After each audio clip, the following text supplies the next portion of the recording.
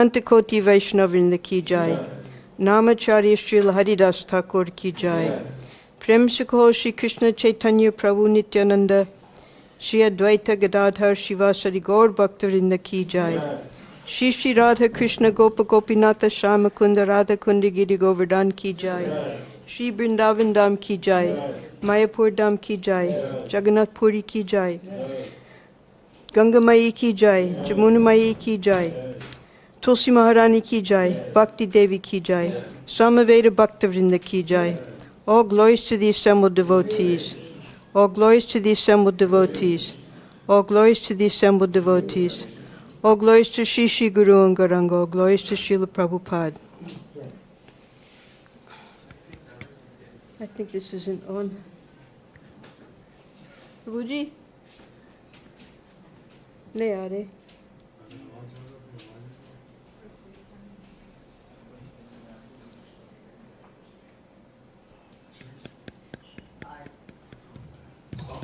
Okay. So today we have a 4-minute video that's not playing. It's of Srila Prabhupada at the Ananda Ashram in Monroe, New York, and Prabhupada's giving a lecture. So we'll wait to see if it ever comes on. In the meantime, Wi-Fi nahi aa rahe.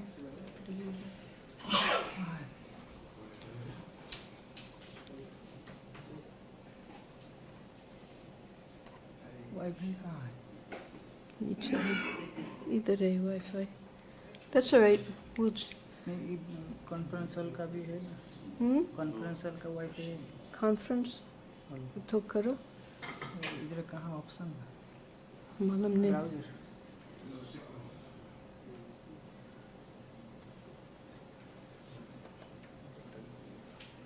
शुरू नहीं हो रहे. Net का. हाँ, net का ये काफ़ी. अगर आप एक प्लग उधर खिड़की के पास रखो तब हो सकते. So in the meantime, नहीं, खिड़की के पास होना चाहिए. हाँ.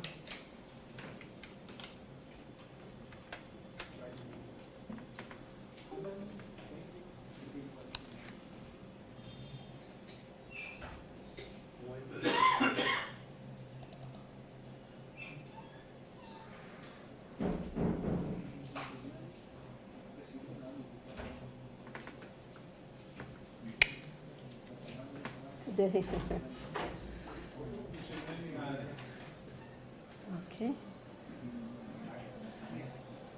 So, here is.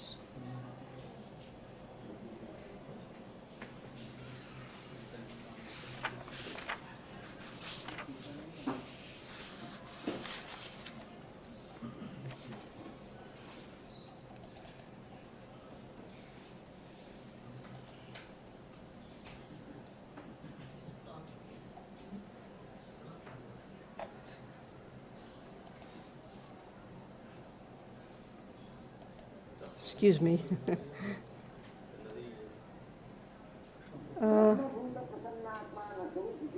आगे.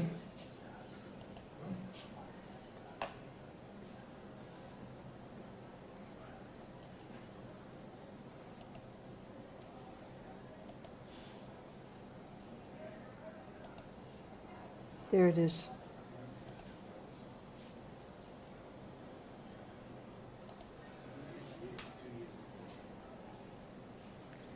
आप चेक कर लीजिए कि चालू है wifi.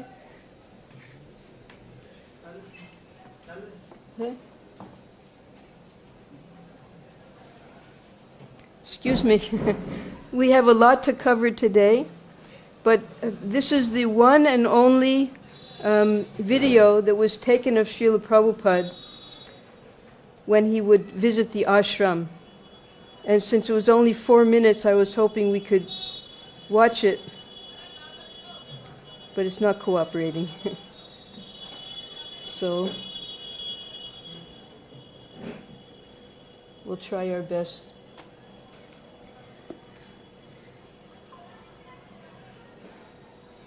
And then So what we'll do is we'll wait till this does come on.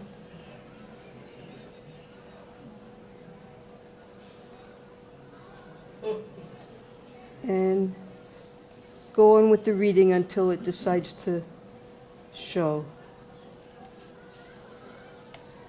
Okay.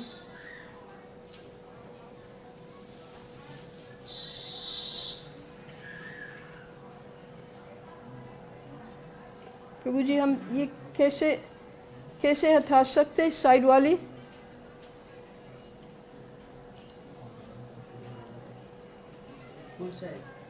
Full size हाँ कैसे आ रहे अच्छा इसमें आ रहे ठीक है so sometimes Prabhupada slide 2 here would walk in Riverside Park. Still careful for the condition of his heart, he liked the long stretches of flat walking area. Sometimes he would walk from Dr. Mishra's studio down 72nd Street to Amsterdam Avenue to the West End Superette, where he would buy produce and spices for his cooking. Sometimes he would wander through Manhattan without any fixed direction, and sometimes he would take buses to different areas of the city.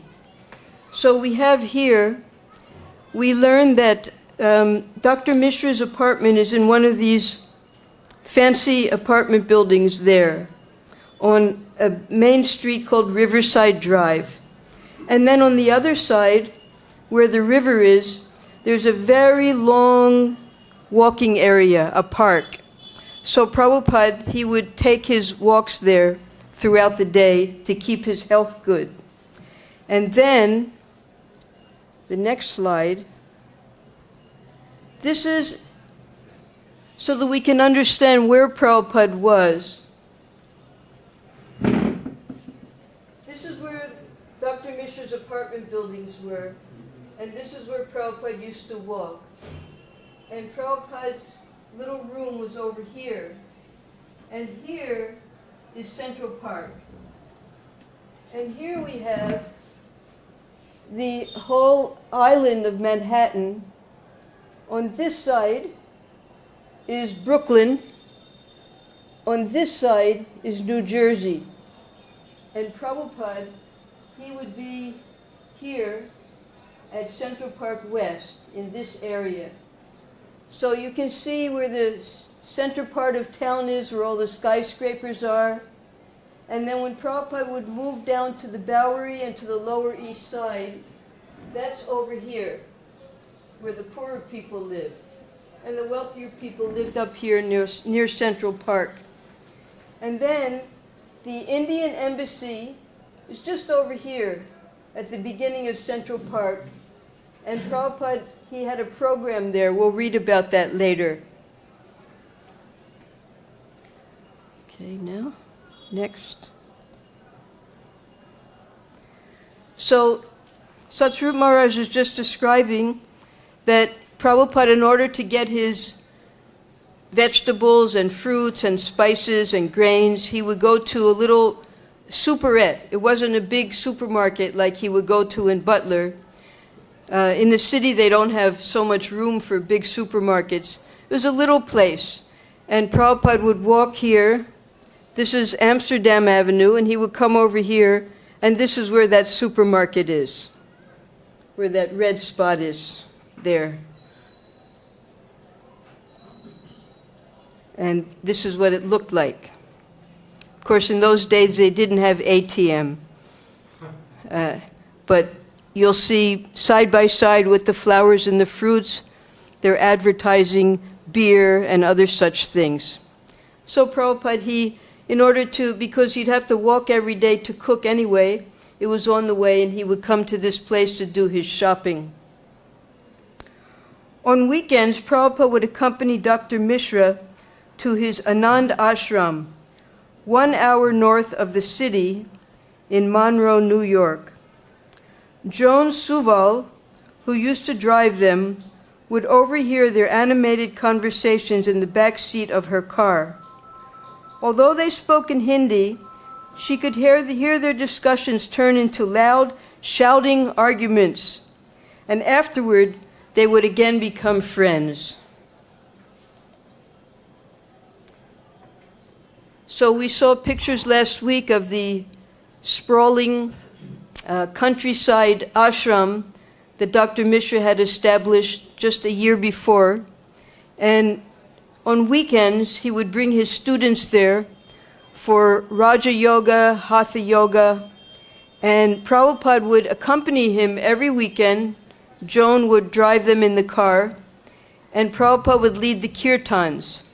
And although Dr. Mishra would only give Prabhupada maximum 15 to 20 minutes, Prabhupada's kirtans would go on for well over an hour.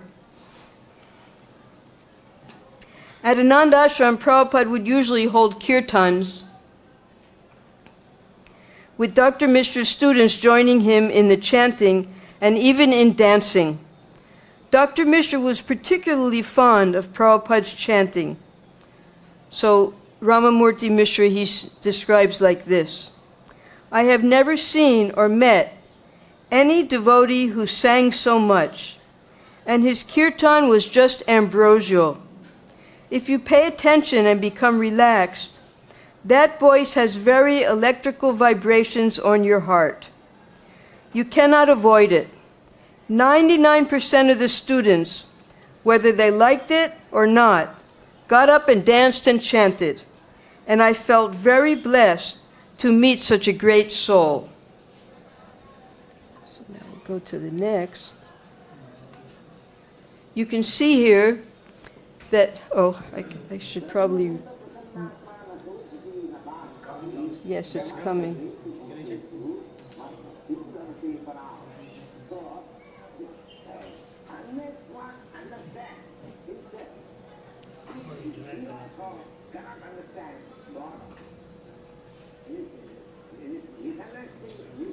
I'll try to make it. Is there a way to make it louder?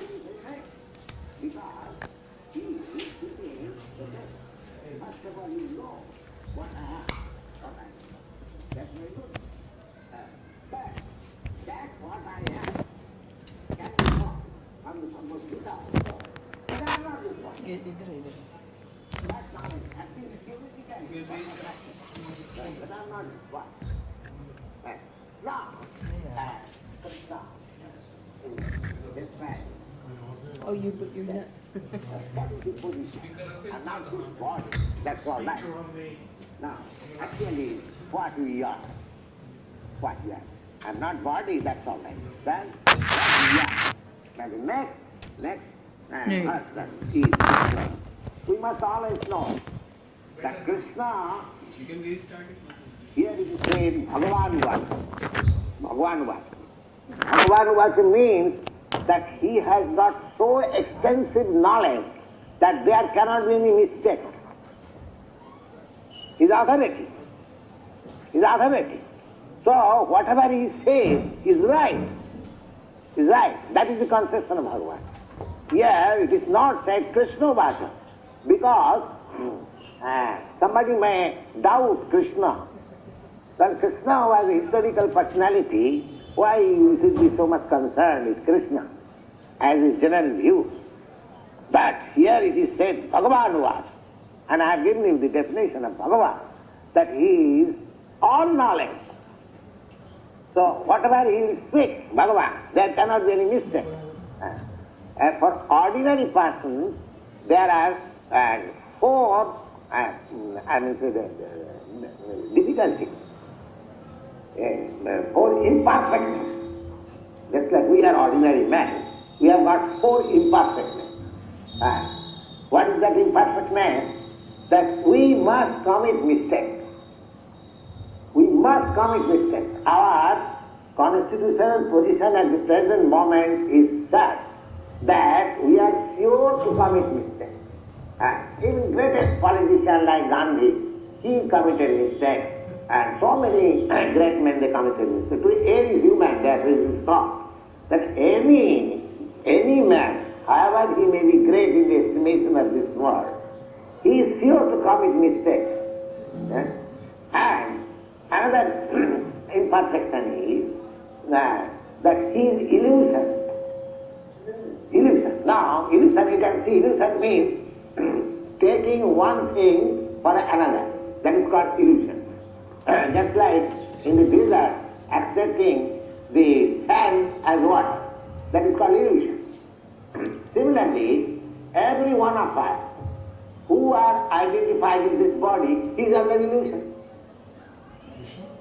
That's a false thing. But he has no knowledge.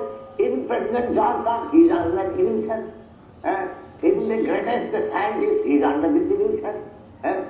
So, that one is sure to commit mistake, and one is under illusion, and from Vipralipsa. Vipralipsa means the tendency for cheating. That is the third. First is that one is sure to commit mistake, one is sure to be in illusion, and one is adapted to cheat others. Now, he is imperfect, but he wants to give knowledge to others. That is cheating. Everyone is imperfect, but he wants to give knowledge to others. So this is as much as we were able to find of Prabhupada at the Ananda Ashram. How tolerant he was. You see some of the students, they were smoking cigarettes, they brought their dog along, and they had come for Hatha Yoga and for Raja Yoga. Now what Raja Yoga was the impersonal meditation. They would set up a circle on the wall and meditate on that circle. So it just so happened that one young man, he came, and he turned out to be very instrumental in helping Prabhupada later.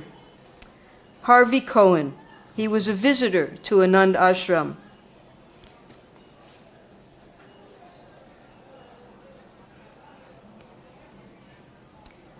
Just a second.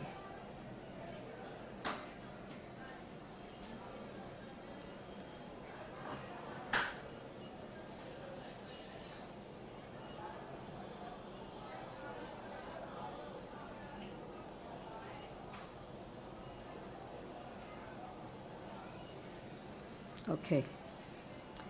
Everyone got up early and went to morning meditation. Dr. Mishra was dressed in a golden Indian-style jacket, and his students were already deeply into it. When I entered the room, all the cushions were taken, so I picked a spot in the back of the room where I could lean against the wall to facilitate my meditation. Seated at one side was an older Indian man in saffron cloth and wrapped in a pinkish wool blanket. He seemed to be muttering to himself, and I later discovered that he was praying. It was Swami Bhaktivedanta. His forehead was painted with a white V-shaped sign, and his eyes were half shut. He seemed very serene. So this remembrance of Harvey Cohen, because Harvey Cohen later became one of Prabhupada's first disciples.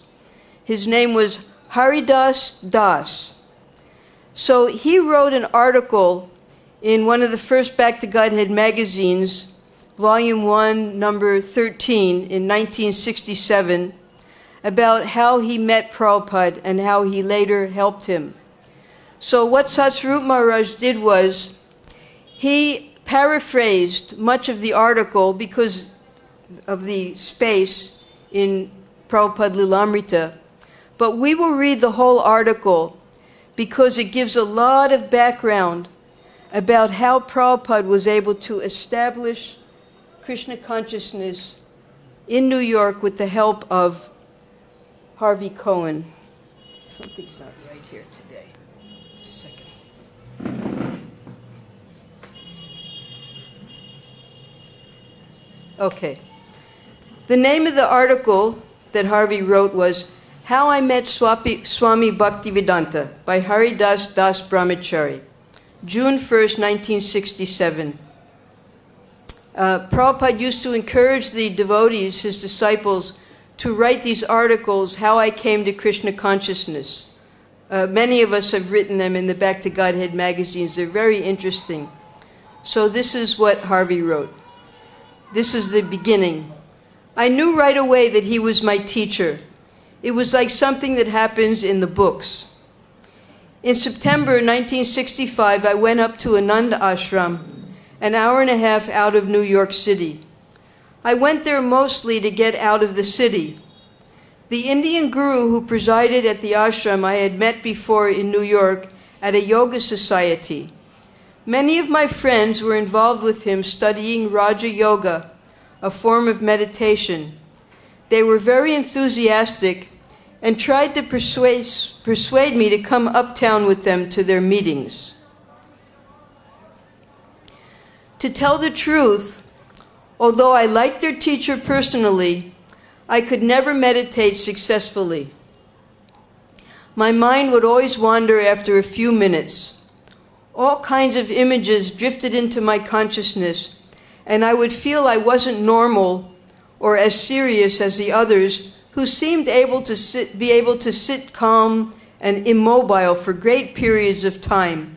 They used to have three-hour sessions of this impersonal meditation at the ashram every day. They would say, "It was such a good meditation," they would exclaim after a session. "I couldn't figure it out." Anyhow, I had to have a change from the city for many reasons.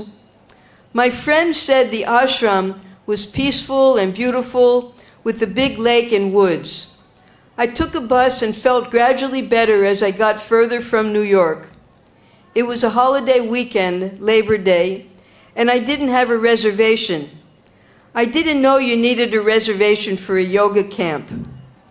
Arriving at 2 in the morning didn't make my reception any warmer, but the person in charge let me in and gave me a bed. I was beginning to get that feeling again that I was an outsider and not ready for yoga discipline. Next day, everyone got up early and went to morning meditation. The guru was resplendent in golden Indian style jacket. This is what we just read here. That when the first time he saw Srila Prabhupada, Swami Bhaktivedanta, his forehead was painted with a white V-shaped sign and his eyes were half shut. He seemed very serene. There was a lecture by the guru of the ashram and a girl read from a book. Then another meditation, this time with everyone concentrating on a circle drawn on the wall. I couldn't do it. The circle kept changing its size and shape, and after a while began to fill with strange forms. My attention drifted to the faces around the room, and all of them seemed involved with the circle. I looked out the window through the lacy curtains to the lake. It was green and misty and beautiful, and even if I couldn't get interested in Raja Yoga, I felt happy to be out of New York City and into the country. It began to rain. We left the meditation room and filed to the dining room a few hundred yards away in another building. The morning session was evidently a success from the conversation at breakfast. There was a Swedish nature film scheduled which I had seen, so I went to my room, sat on the single mattress on the floor and began to read. The rain was increasing and beating against the windows. It was peaceful, and I was glad to be alone. I read for a while. Suddenly I sensed someone standing at the doorway. Looking up, I saw it was the Swami. He was wrapped in his pink blanket. "Can I come in?" he asked. I nodded yes, and he asked if he could sit in the chair in the corner. "What are you reading?" he smiled. "Kafka Diaries," I replied. So if anyone knows who Kafka is, he was an European author And he was an existentialist. They don't believe in any purpose in life, in any control, and things like that. And Kafka's diaries, he was very popular amongst the hippies because it showed no control, and whatever happens in your life, you don't know where it's coming from and why it's happening, like that. Just the senselessness of life.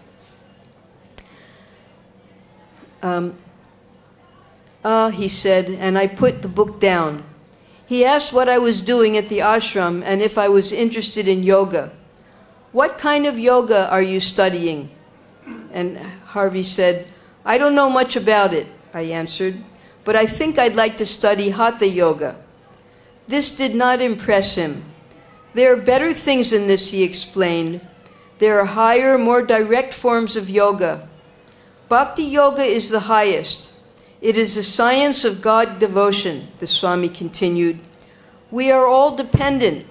No one is independent. Everyone here is thinking, who am I? I can answer that in 1 second. I am a servant. We are all servants. Servants of what? Of whom? Servants of God. All of us are serving someone or something. A boss, a cat or dog, our family, our country. Why don't we admit this? So immediately Prabhupada, out of all the people at the ashram, he could sense that here was a person who did not fit in to this impersonal type of meditation. And Prabhupada took the trouble to go to his room, to invite himself in, and immediately started preaching to the young man. We should serve the highest master. We should serve the Supreme Lord. This is our constitutional position and the only way to be happy and become liberated from material bondage. As he spoke, I got the overpowering realization that he was right. He was speaking the truth, and it was as if I had never heard it before. All of my questions were answered without having to ask him anything. I felt he read my soul. A creepy, ecstatic sensation came over me that this man was my teacher, that all my life was a mere preparation to this moment. His words were so simple, and yet they seemed to come from the deepest wisdom. I lost all sense of time and place. It was truly a turning point in my life, and I knew it. After that, for the rest of the weekend, I kept looking at him. He sat so calmly and had such dignity and warmth. He asked me to visit him when we returned to the city. The room he occupied was a tiny office in the back of the Yoga Society in uptown Manhattan. So we haven't yet come to this book. This is the diary that Prabhupada kept in 1966. But the artist, Janava Devi Dasi, she made a little picture of that room that Prabhupada had there. This is the second room, because the first room, if you remember, there were no windows, but this room has a window, and Prabhupada has begun to invite guests. I began to go there regularly, and we sat in this little office with his typewriter and a new tape recorder he had purchased. So this is the tape recorder. Prabhupada was selling his books to these students, actually, and he was also wandering around Manhattan finding different bookshops. And Gopal Agarwal had shipped to him 25 sets of Prabhupada's books. So Prabhupada kept 5 or 10 sets for himself, and he gave 5 or 10 to two different, the Orientalia, which was a bookshop, a New Age bookshop, and Paragon. So Prabhupada gave these book sets on commission, and then when they sold them, he had some money in order to maintain himself. And the first thing he did was he bought this tape recorder. And just like tomorrow is Gaur Purnima. So it's a little bit ahead, but Prabhupada, on the first Gaur Purnima that he spent in America, he had set up everything for guests to come. Nobody came. So he turned on his tape recorder and he did a beautiful kirtan until 10 o'clock at night. And also when nobody would come sometimes, he would give Bhagavad Gita classes and record them. And the entire introduction of the Bhagavad Gita as it is that we study now is from those lectures that Prabhupada spoke into his tape recorder when nobody was in the room. So we're getting the benefit of when Prabhupada was alone in this room, lecturing to his tape recorder.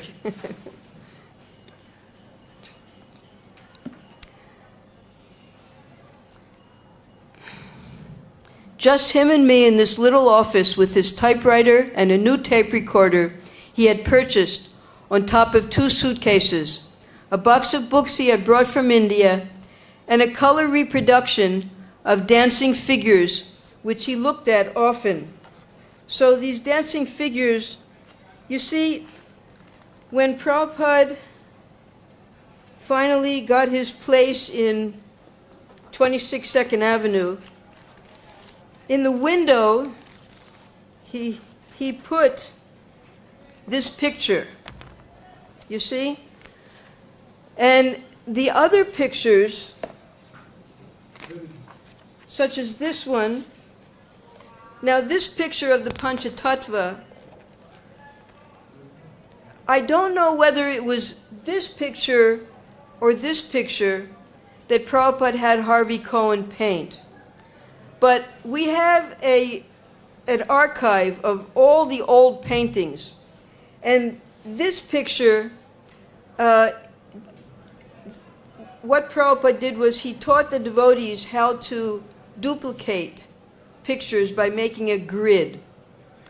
You have a small picture, and you have a big canvas, and you put a grid on the picture, and then you put the grid on the canvas. And you duplicate the painting that way onto the canvas. So this picture was put at the front of 26 Second Avenue in the big window. So I'm assuming, and we can find out from Satsvarup Maharaj, if this is the picture that Prabhupada had Harvey Cohen paint, or if it's this one. Now this small one, if you can see it, Prabhupada had this duplicated by the artists, and these were our deities before any deities were installed at our temples. We would worship Panchatattva, and we would even put jewelry on them by sewing with threads onto the canvas on Panchatattva. So before deities were installed, in all the temples, we were worshipping this picture of Panchatattva, this little one. And at 26 Second Avenue, they had this one. He had brought from India and a color reproduction of dancing figures, which he looked at often.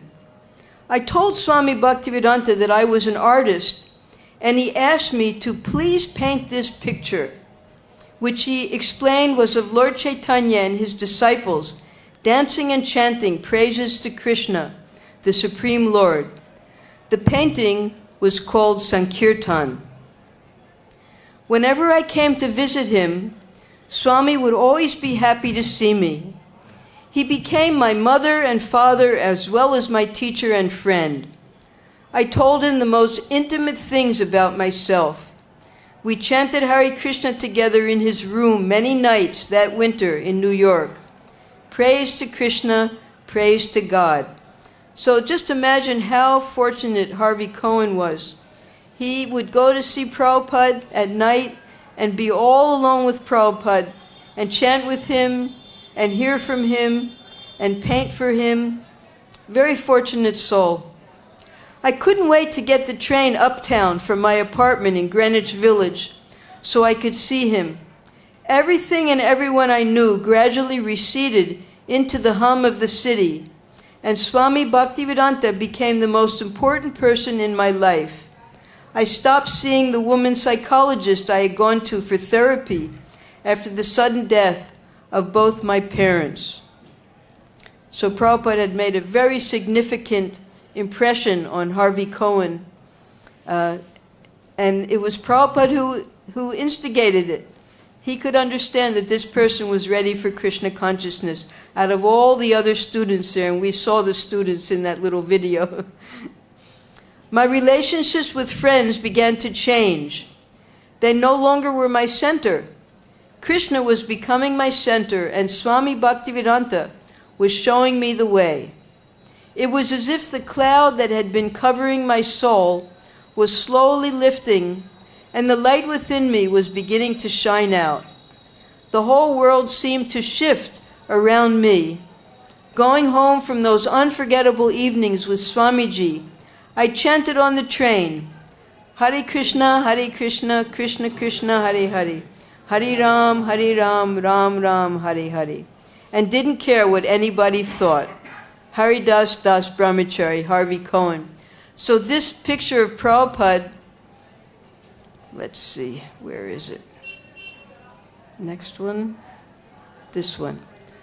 We've all seen this.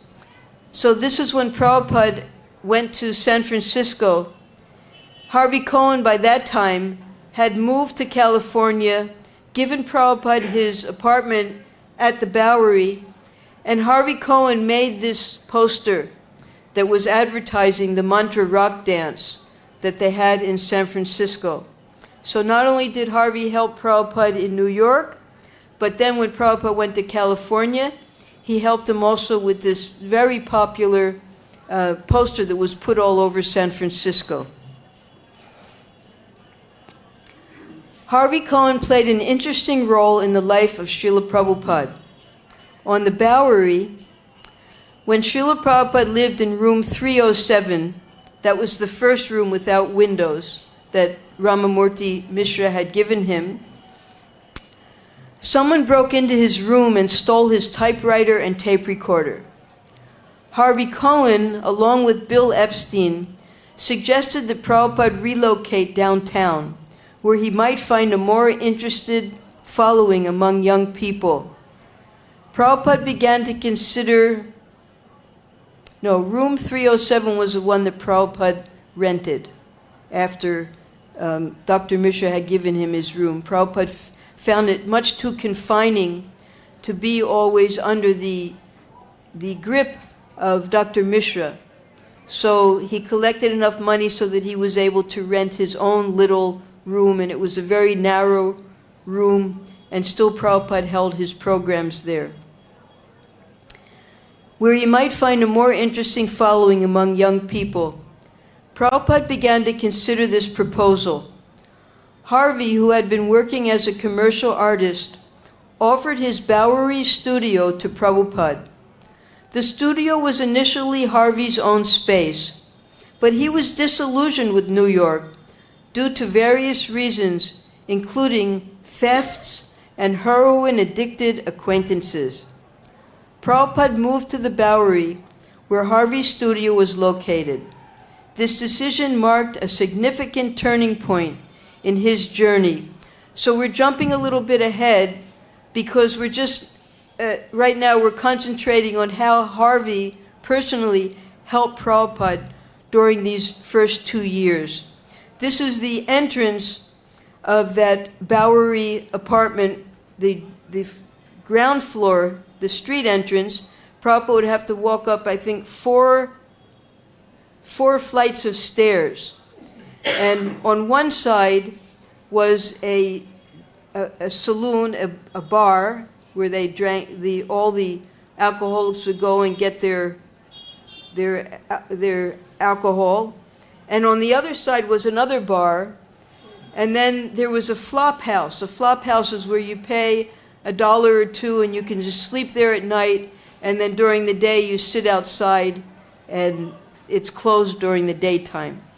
It's for people, they're called derelicts. The alcoholics, they would live in this area, the Bowery, for the cheap liquor, the cheap rooms, And Prabhupada, because previously these buildings were built to be factories, and they were huge, long, like 2 times the size of this room, because they would have factories in them. But then the factories closed down and these huge rooms were left empty. So the government allowed the poor artists to rent these rooms so that the young people would come and live there. So Harvey, he had one of those artist rooms they called AIR, Artist in Residence. So because Harvey wanted to get out of New York for these reasons, the addiction of his friends and the thefts, he decided to move to California, and he offered Prabhupada his flat there, his apartment in the Bowery. Then Harvey helped with the mantra rock dance. Harvey Cohen, one of the first ISKCON followers, designed a promotional poster for the mantra rock dance event. The poster featured a picture of Prabhupada and details about the event, urging attendees to bring cushions, drums, bells, and cymbals. So we'll also read about this later, how the devotees were able to raise money to start their first temple in San Francisco through this charity concert. And it had Prabhupada first, his name is there, and then a very famous poet at that time, Allen Ginsberg, then a very famous dance singing group called the Grateful Dead, and Moby Grape, they were also quite famous, Big Brother and the Holding Company. These were all bands that were part of the hippie groups in the San Francisco area. So they all agreed to do a charity performance so that Prabhupada could start his first temple there in San Francisco. And then in the bottom, it says to bring your cushions, drums, bells, and cymbals.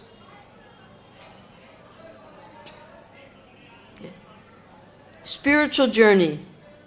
Harvey Cohen's interactions with Prabhupada and his offer of the Bowery studio demonstrate how different individuals played pivotal roles in Prabhupada's spiritual mission. Their encounters shaped the course of events and influenced the spread of Krishna consciousness around the world.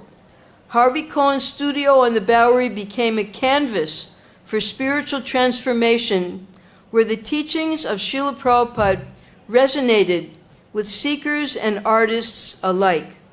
So when Prabhupada did move after the theft at his apartment, within a week he moved out of there because Harvey and Bill Epstein, they both encouraged Prabhupada, you come down where we're all living, where all the young people live. This is Prabhupada at the Bowery. It was split in half, and Prabhupada lived on one side, and on the other side he would hold his meetings, and a lot of musicians would come, such as Mukunda. Mukunda was a musician, and he brought his friends also, because they all lived in that area, in these AIR flats in the Bowery.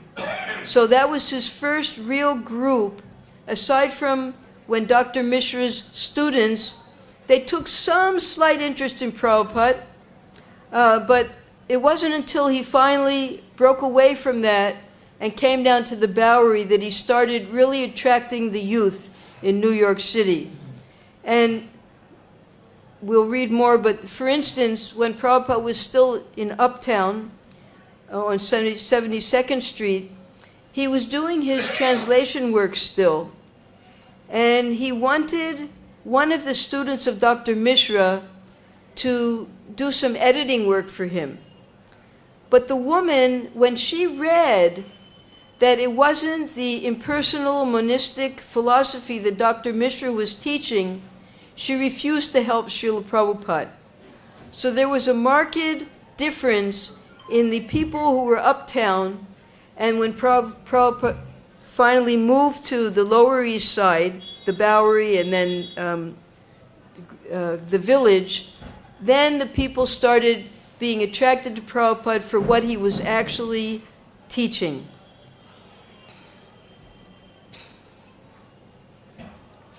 So Prabhupada, here, now we'll go on to the Lilamrita. We finished that article by Harvey Cohen. Dr. Mishra would give lectures carrying the impersonal interpretation of Bhagavad Gita according to Shankara, and Prabhupada, when allowed to speak, would counter them. Once Prabhupada asked Dr. Mishra to help him in spreading Lord Chaitanya's movement, but Dr. Mishra sidestepped Prabhupada by saying that he considered Prabhupada an incarnation of Chaitanya Mahaprabhu. So this is the impersonal philosophy. Everyone's God. And therefore not in need of help. Prabhupada replied that since Mishra was also the name of Lord Chaitanya's father, here's Prabhupada discussing with Dr. Mishra. You can see the look on his face. Dr. Mishra should help spread Lord Chaitanya's movement. Srila Prabhupada offered to engage him in checking the Sanskrit to his translations of Srimad Bhagavatam, but Dr. Mishra declined, a decision he later regretted. So Prabhupada, Dr. Mishra was very kind to Srila Prabhupada. They didn't know each other at all. Dr. Mishra invited him into his home. He gave him shelter. He gave him a place to stay. He supported Srila Prabhupada. He allowed Prabhupada to have kirtan. He was very affectionate to Srila Prabhupada. But philosophically, they differed. So tomorrow, again being Gaur Purnima, Prabhupada, even to the impersonalist Dr. Mishra, who was misguiding, Prabhupada felt, his students, he was trying to pull him in to engage in devotional service by comparing him to the father of Lord Chaitanya. His name is Jagannath Mishra. Your name is Ramamurti Mishra. It's the same family. You should help in Lord Chaitanya's movement. And then Dr. Mishra, on account of his impersonal leanings, he sidestepped by saying, well, you're actually an incarnation of Lord Chaitanya. You don't need my help. So that's he regretted it later. Now, we have the next experience of the students there. This is the kitchen at Ananda Ashram. Horta Lurch, a student at Ananda Ashram. My direct encounter with him was in the kitchen. He was very particular and very definite that he would only eat what he cooked himself. He would come and say, "Get me a pot." So when I brought him a pot, he'd say, "No, bigger." So I brought a bigger pot, and he'd say, "No, smaller." Then he would say, "Get me potato." So I'd bring him a potato. He prepared food very, very quietly. He never spoke very much. He prepared potatoes and then some vegetables and then chapatis. After cooking, he would eat outside. He would usually cook enough to go around for Dr. Mishra and about 5 or 6 other people.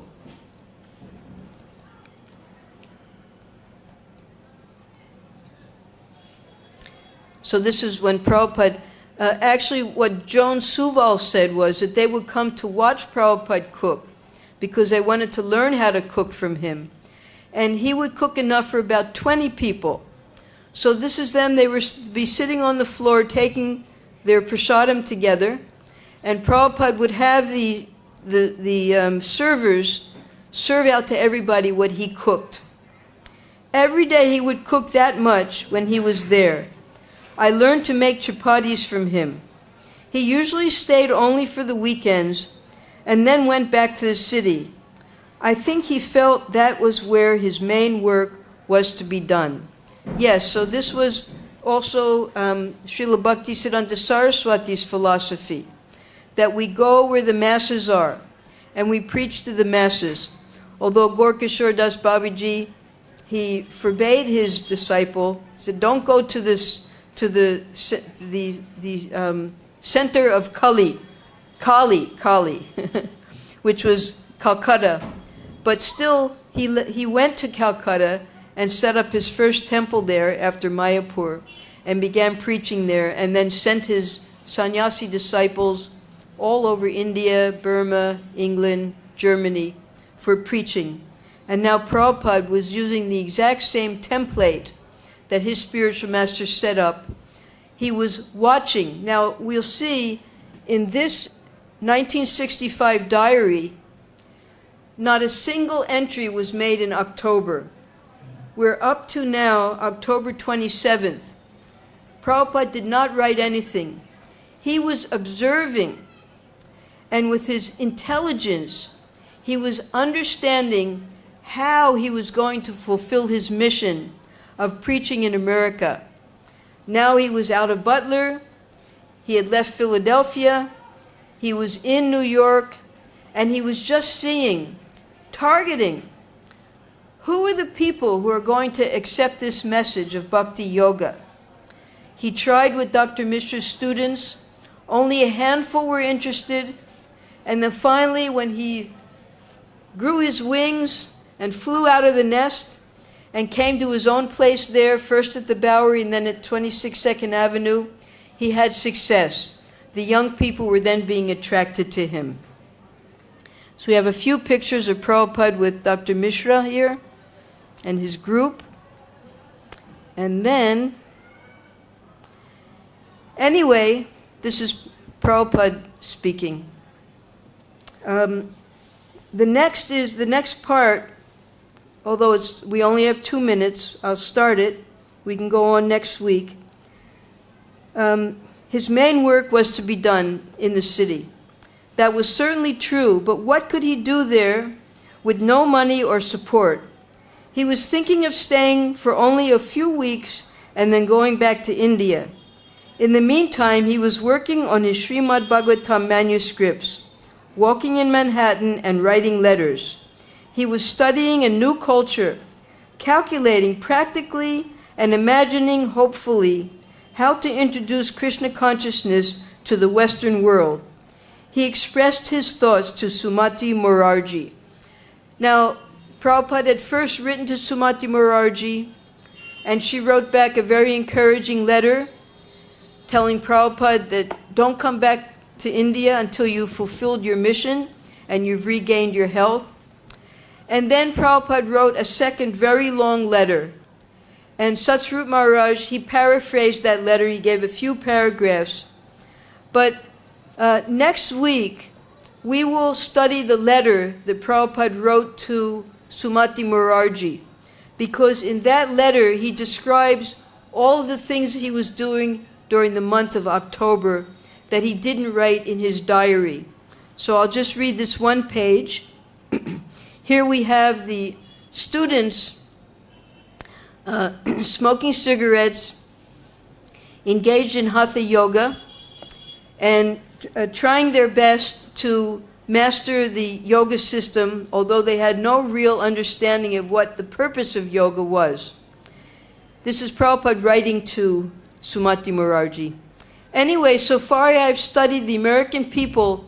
They're very much eager to learn about the Indian way, spiritual realization, and there are so many so-called yoga ashrams in America. Unfortunately, they are not very much adored by the government, and it is heard that such yoga ashrams have exploited the innocent people, as it has been the case in India also. The only hope is that they are spiritually inclined, and immense benefit can be done to them if the cult of Srimad Bhagavatam is preached here. All right, so the time is up for today, and next week we will go deeply into this letter that Prabhupada wrote to Sumati Morarji to understand what he was doing and how he was going to conquer the world with the holy name. Hare Krishna.